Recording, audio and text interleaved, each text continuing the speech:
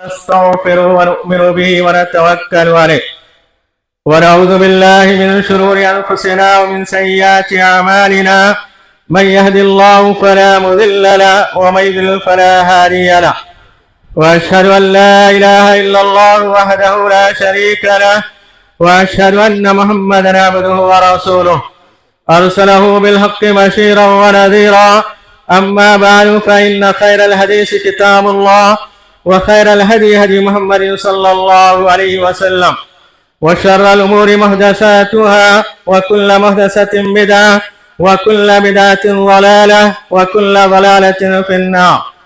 أعوذ بالله من الشيطان الرجيم. بسم الله الرحمن الرحيم. ولتكملوا العدة ولتكبروا الله على ما هداكم ولعلكم تشكرون.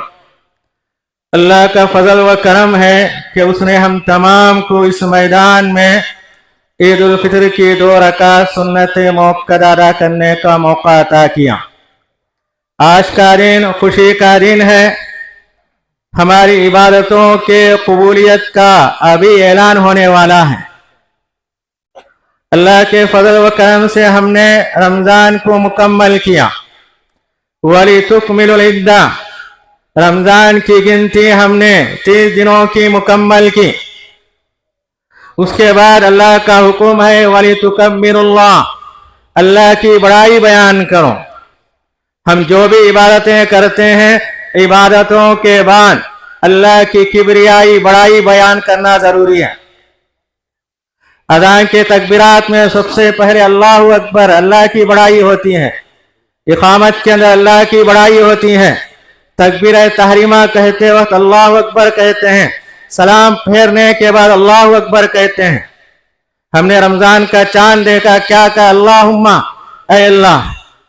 جب ہم نے عید کا چاند دیکھا اللہم، ہر جگہ اللہ تعالیٰ یہی کہتے ہیں وَلِتُكَبِّرُوا اللَّهَ، اللہ کی بڑائی بیان کرو کہ اللہ تعالیٰ نے ہمیں ایک سنہرا موقع عطا کیا، رمضان جیسا مہینہ. رمضان کا مہینہ جس میں قرآن اتارا گیا اور اللہ تعالیٰ نے قرآن سے کہا، قرآن کے متعلق بتایا هُدًى لِلنَّاسِ وَبَيِّنَاتٍ مِّنَ الْهُدَى، لوگوں کے لیے ہدایت ہیں، حق اور باطل کے درمیان فرق کرنے کی نشانیاں ہیں. رمضان میں ہمیں روزہ رکھنے کا اللہ نے ہمیں موقع دیا. رمضان بھر کا جو ہمیں مقصد حاصل ہونا ہے لعلکم تتقون، اللہ کا ڈر، خوف، اپنے آپ کو اللہ کی اطاعت پر آمادہ ہم نے کر کے دکھایا. نافرمانیوں سے ہم دور رہیں، یہی چیز لے کے ہم بیٹھے ہوئے ہیں. یہ اللہ کی بڑی نعمت ہے. یہ ایک مہینے میں ہم روزہ رکھ کے زبان کو اپنے کنٹرول میں کیا، اپنے اعضاء کو اللہ کی اطاعت میں لگا دی. اس لیے نبی کریم صلی اللہ علیہ وسلم نے کہا جو ایمان کی حالت میں نفس کا جائزہ لیتے ہوئے روزے رکھا اللہ تعالیٰ اس کے سارے پچھلے گناہ معاف کر دیتے. اسی کے لیے ہم بیٹھے ہوئے ہیں. اور آپ نے یہ بھی کہا جو رات میں قیام کیا، تراویح کا اہتمام کیا، اللہ تعالیٰ اس کے پچھلے گناہ معاف کر دیتے ہیں. جو آدمی شب قدر میں بیداری کی عبادت کی اللہ تعالیٰ اس کے سارے پچھلے گناہ معاف کر دیے. کتنے عبادتیں کیے ہوئے ہم یہاں بیٹھے ہوئے ہیں. ایک طرف روزے کی عبادت، ایک نوافل کی عبادت، صدقہ و خیرات کی عبادت، بھلائیوں کی عبادتیں لے ہوئے بیٹھے ہوئے ہیں.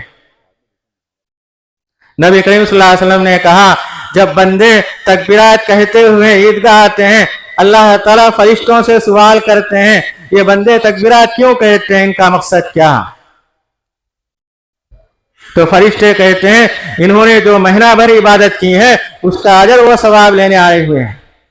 تو اللہ تعالیٰ اپنی عزت کی، جلال کی قسم کھاتے ہوئے کہتے ہیں میں نے ان کے سارے گناہوں کو معاف کر دیا.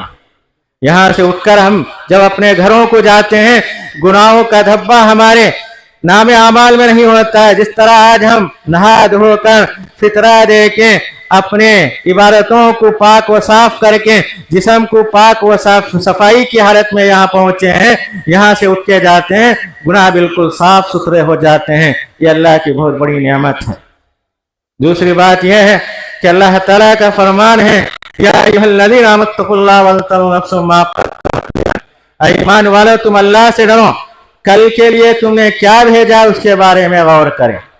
کل کا دن متعین ہے، قیامت کا دن ہے. نیک اعمال ہمیں اس دن سے پہلے تیاری کا حکم دیا گیا ہے. تو رمضان کا مہینہ ہم نے بڑھ چڑھ کر حصہ لیا، اس کے کتنے اجر و ثواب ہیں، क़यामत के दिन अल्लाह ताला हमारे सामने पेश करेगा। तो बहर कह ईद का मौका है, लंबी चौड़ी बात नहीं करना है। रमज़ान भर हमने नसीहतें सुनी, नेक आमाल से अपने आप को मुज़य्यन किया। रमज़ान के बाद भी अल्लाह के मस्जिदों से हमारा ताल्लुक़ होना है, कुरान की तिलावत से होना है, नवाफिल से होना है, सदक़ा व खैरात से होना है, क्योंकि यही नेकियां हमें तरक्की की तरफ ले जाती हैं। नबी करीम सल्लल्लाहु अलैहि वसल्लम ने कहा, जो रमज़ान के महीने के रोज़े रखा, उसके बाद सवाल के 6 रोज़े रखता है, तो अल्लाह ताला उसे साल भर रोज़े रखने का सवाब मिलते हैं।